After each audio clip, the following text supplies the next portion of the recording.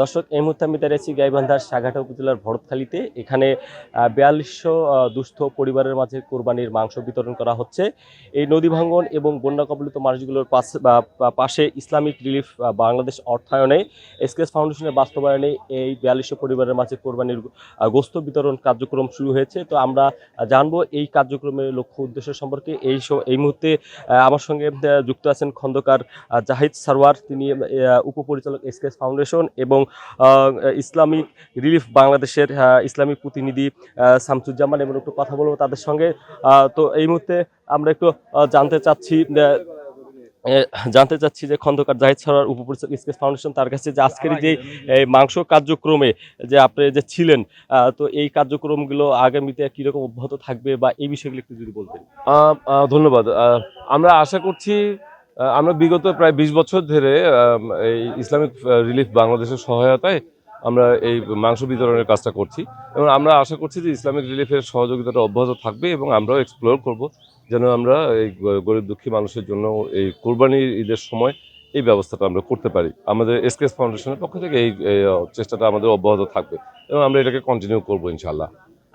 তো এইখানে আমি আপনাদের যদি একটু বলে রাখি, এইখানে কিন্তু সাঘাটা এবং ফুলছড়ি উপজেলা মিলে কিন্তু ৪২০০ জন পরিবারের মাঝে কিন্তু কুরবানির গোস্ত বিতরণ করা হচ্ছে। এখানে কিন্তু ফুলছড়িতে ১৪০০ পরিবারের মাঝে, তার মধ্যে ফুলছড়ি ইউনিয়ন, উদিয়াখালী, গজারি এবং উড়ি ইউনিয়নের নদী ভাঙ্গে এবং বন্যা কবলিত মানুষদের মাঝে কিন্তু বিতরণ করা হচ্ছে। তো আমি এই মুহূর্তে একটু কথা বলতে চাই ইসলামিক রিলিফ বাংলাদেশের ইসলামিক প্রতিনিধির সঙ্গে, শামসুজ্জামানের সঙ্গে। তো আজকে আপনাদের এই যে অর্থায়নে, ইসলামিক রিলিফ বাংলাদেশের অর্থায়নে যে কার্যক্রমটি হচ্ছে, তো এই কার্যক্রমগুলো আগামী অব্যাহত থাকবে কিনা, এই বিষয়টি একটু বলতেন। না, ঈদ মোবারক। ইসলামিক রিলিফ বাংলাদেশ প্রতি বছরের নয় এবছরও প্রায় ৬৯,০০০ পরিবারের মধ্যে এই মাংস বিতরণ কার্যক্রম পরিচালনা করছে।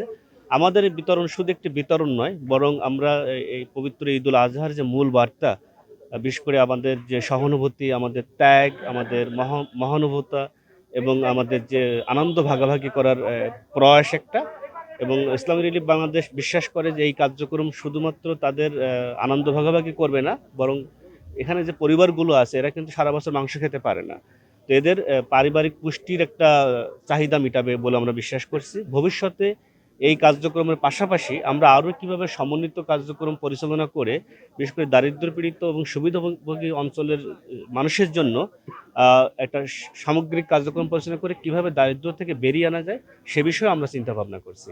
ঈদ মোবারক। আচ্ছা, যেমনটি জানালেন যে আসলে এই সাঘাটা ফুলছড়ি যে বন্যা কবলিত একটা অঞ্চলের পাশে যে ইসলামিক রিলিফ বাংলাদেশ এবং এসকেএস ফাউন্ডেশন যে অতপরভাবে যে এই মানুষগুলোকে যে সাহায্য করে যাচ্ছে, এটা কিন্তু বিরল দৃষ্টান্ত বলা চলে। আপনি হয়তো পিছনে দেখতে পাচ্ছেন যে এই সাঘাটা ফুলছড়ি এলাকাতে কিন্তু অনেক মানুষ কিন্তু এই মাংসগুলো কিন্তু নেওয়ার জন্য এখানে সকাল থেকে সারিবদ্ধভাবে বসে আছে। তো আমি যদি আপনাদের একটু বলে রাখি যে সাঘাটা ফুলছড়ির এই মাংস বিতরণ কার্যক্রম এসকেএস ফাউন্ডেশন এবং ইসলামিক রিলিফ বাংলাদেশ প্রতি বছরের ন্যায় কিন্তু এই কার্যক্রমগুলো হাতে নিয়ে থাকে। তো এই ছিল।